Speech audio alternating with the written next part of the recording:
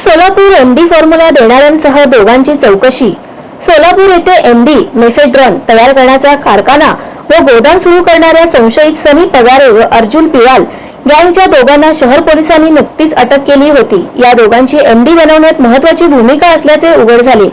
एकाने पगार पिवाल गँगला एमडी तयार करण्याचा फॉर्म्युला दिला, तर दुसऱ्याने कच्चा माल खरेदीसाठी लागणाऱ्या कागदपत्रांची जुळवाजुळव केल्याचे समोर येत आहे। फैयाज अहमद रसूल शेख उर्फ भाई वय 50 राहणार वसई पश्चिम आणि रमेश नरसिंह आयता वय 43 राहणार तेलंगणा अशी संशयितांची नावे आहेत। यातील फैयाजने कागदपत्रांची जुळवाजुळव केली, तर रमेशने एमडीचा फॉर्म्युला इतर दोघांना दिल्याचे सूत्रांनी सांगितले।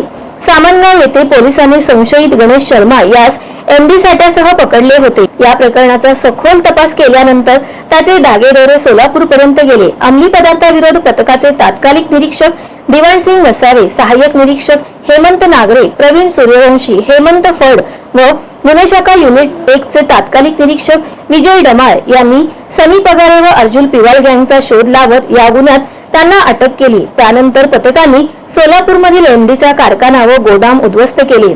या प्रकरणात संशयितांना अटक करून मोक्का अंतर्गत कारवाई केली।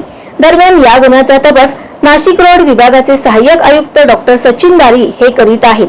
त्यांनी काही दिवसांपूर्वी सोलापूर कारागृहातून संशयित फैयाज व रमेश यांचा ताबा घेतला। त्यांच्याकडे चौकशी केल्यानंतर फैयाज याने सनी व अर्जुन यांना एमडीच्या कारखान्यासाठी कागदपत्रांची पूर्तता करून दिल्याचे स्पष्ट केले, तर रमेश याने एमडी बनवण्याचा फॉर्म्युला दिल्याचे उघड झाले। या दोघांची चौकशी झाल्यानंतर त्यांचा ताबा पुन्हा सोलापूर कारागृहात देण्यात आला आहे।